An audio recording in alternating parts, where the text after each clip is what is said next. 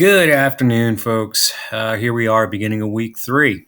So, I want to start off with we need to make sure that we've got a manageable amount of work out there. I think I've got BFM1. Mr. Kilby and I have been talking about it, and I think we've got the Goldilocks amount out for BFM, and I think I'm pretty close with accounting too as well. You guys, I think I'm giving you too much work. Now, for those of you who are actually doing it, and I'm going to fuss at you guys who aren't, you got to do this because we've got to get through chapter 14, chapter 15, and chapter 16 before you guys are gone. Some of you guys are seniors. Most of you guys are seniors. And we've got until the 12th of June to get you prepped. That leaves us 4 weeks to get through 3 chapters. So I want to make sure you guys are up to speed and ready to hit the ground running. What we're going to do next week is I'm going to put us back into chapter 14, and I want you guys to be very, very warmed up because we're going to jump in, make sure we've wrapped up 14.2, and we're going to hit 14.3 hard. I'd like to get through the remainder of chapter 14 within the first week, if possible, after we come back, because we've got to do the closing, and there's a lot of closing to do with the corporation. We also have to do the financial statements, and I've got to teach you how to do the statement of changes to owner's equity in addition to the balance sheet and the income statement. The financial statements are a bear, and chapter 14 is very hands-on intensive. So I'm going to set you up with a spreadsheet to do that. I'm going to make your lives easy, and I'm going to give you a template to do that. But I got to get you warm because you guys are cold. Some of you guys haven't done anything except sign on and look at the materials. So make sure you're doing this, because part of this process is not just to give you busy work. This is to teach you how to use the online environment. So make sure you're good and warm. So what I've done here this week is I've moved the application problems for chapter 11.4 and 11.5 here. Some of you who did it banged it out pretty quickly, but some of you guys came back and said, well, wait a minute, I've already spent 2 hours on just these first 3. Okay, I think it's fair to post these out to next week. So I'd like you guys to get through these. You guys, for the most part, struggle with chapter 11, and this is one of those things that when you get to college level accounting, you're going to need to have a pretty good idea of how to do this. So I do want to spend the time and get through the remainder of chapter 11. So the problems here, I've got the PDFs here with the associated presentation. You guys know the drill. See, River's the only one I've graded on this. So, whoops, good for you, River. The rest of you, shame on you. So there. We're going to go back and take a look at this. It's the same setup. Just do it. If it's easier for you guys to print it out and take a picture of it and submit the picture, that's great. I'm actually finding that works better for me when I'm going through and grading this stuff. So moving forward, for those of you who are done with chapter 11, I want to revisit payroll for just a second, simply because I love payroll. And for any of you who had trouble with it, I want you to have another crack at this. Now, what I found that you guys struggle with most was the dreaded payroll register. The time cards, you guys had a little trouble with too. And I want to take a minute to look at those, and then we'll kind of bounce through this. So with the time card, what I found that you guys struggle with most was, you can reorient this at your leisure, was the overtime hours. Remember, you got to round to the nearest 15 minutes. And you, in many cases, you have a paid break in here. So remember, you've got to deduct that from the total hours. Now, for the purposes of what we're doing here, any amount of hours worked over 40, not just 40, but over 40, counts as overtime. So you have to calculate it properly. So make sure you've got your regular hours. What I'm seeing is that you're over-calculating the number of hours worked, and you're over-calculating overtime.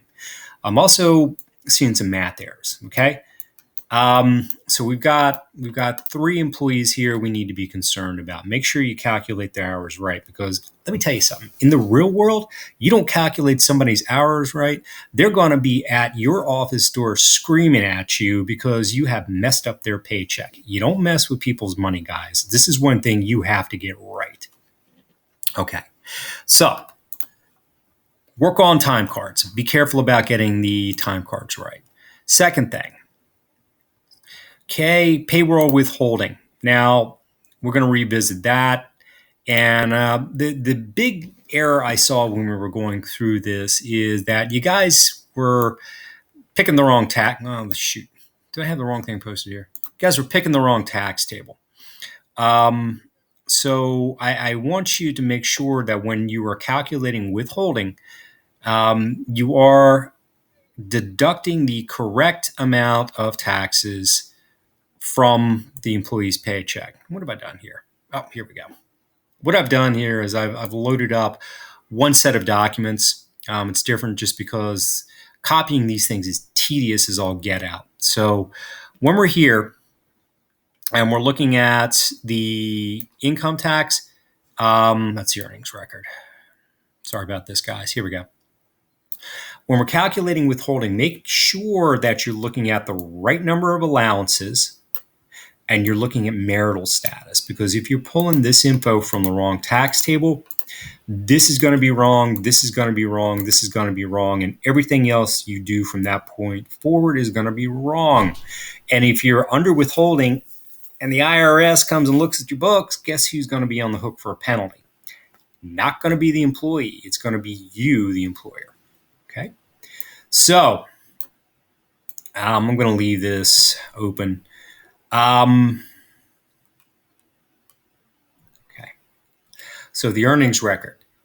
The earnings record is going to be dependent on, okay, the record you did here, the withholding record. Okay, so you've got to calculate how much you're pulling out. Be careful. All right. So I'm going to go back to application problem 3. We're going to visit the check register or the earnings, the payroll register for just a minute. That's where you guys struggled. You had trouble getting your column totals right, and there were some rounding errors. So what I have done here, I've got the model for the check register, and this is going to be easier for you to work in Excel. Now, here's the register, okay? And this should have all the information you need to construct your Excel model. And it looks like I may not have included this spreadsheet here. I should have. Let me go back in and make sure I pulled the right one here, guys.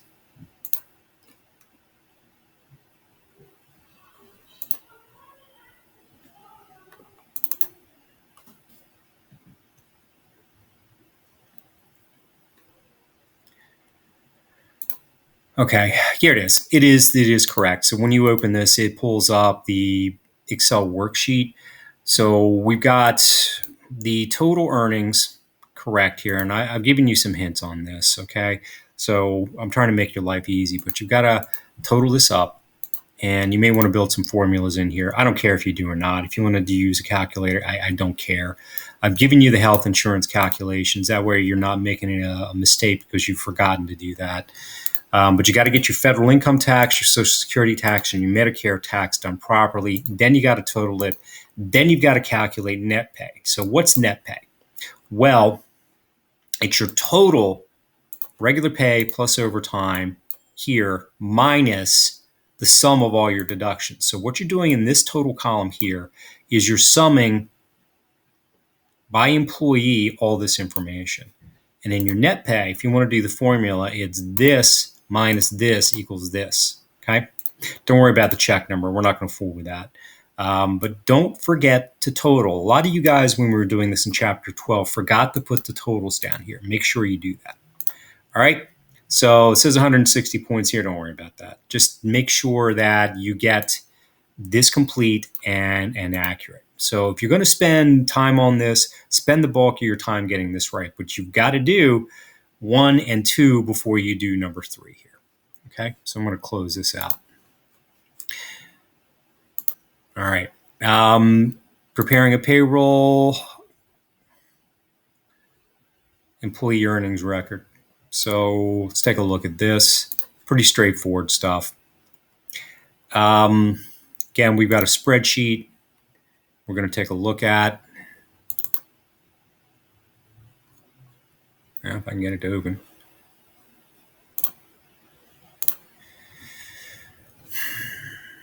It's not cooperating with me, class.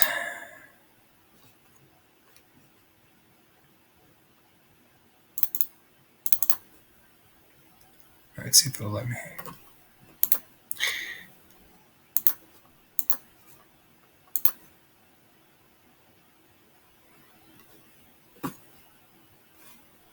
I love Schoology sometimes. Here we go. Here we go. Blocks my cookies when I'm the one that created it. Okay. Earnings record. Now I'm going to ask you to fill out the employee ID number, name last, name first, middle initial, marital status for quarter ending. Okay, you got to get this one right. Now what we have here, this is what threw you guys on this assignment. Accumulated earnings for the year. This is your starting point. So you go back to your employee earnings record and you pull out the amount that they earned for the pay period. Okay, so let's go back here at payroll register. You pull the information from here, from here, from here, from here. All this information has to be included at the individual employee level. Okay, so the earnings for the pay period, straight time, and then time and a half, and you total it. You got to get your federal tax right, or your deductions for health insurance and whatever, and then you get your net pay. Now, what you guys were doing here was when you were doing the accumulated earnings calculation, you're adding this to this. That's not correct because it goes off of gross pay here. So this plus this equals this. Okay, and it's by pay period. So pay attention to the pay period. All right, that's what I want you to do for this. All right, moving back here.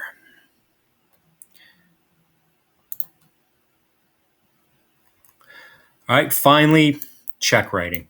It's out here. We've got the payroll checks for the employees. I don't really care whether you get to this or not. I think you guys have figured out how to write a check. But if you just, are so concerned that you don't know how to write a payroll check, you can. But remember, with this assignment, what you have to do is you got to fund the payroll account first with one check, and then you're going to write 2 employee payroll checks. So you basically copy the information right off of the employee earnings record to write the check. So that's what I'm asking you to do. And again, don't spend more than a couple hours. You guys have math, you got science, you got English to do. Don't worry about me, but just if you're going to focus your effort on anything, get through chapter 11 and focus on sections 1, 2, and 3 in chapter 12. So the time card, the withholding, and then the payroll register.